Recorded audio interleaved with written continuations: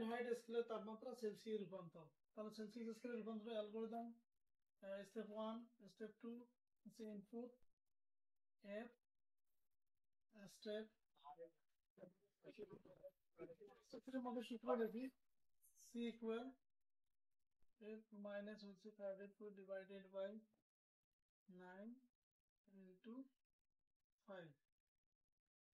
Step 4 print C. Step 5 হচ্ছে stop, তারপর follow chart, কোন চার্টটা হচ্ছে স্টপ,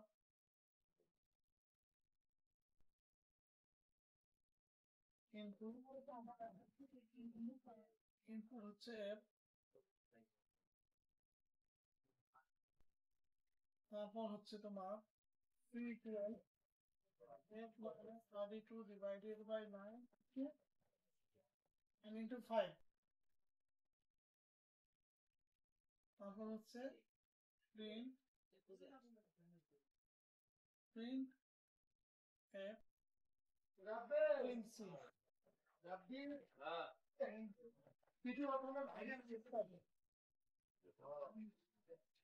প্রিন্ট সি তারপর স্টপ।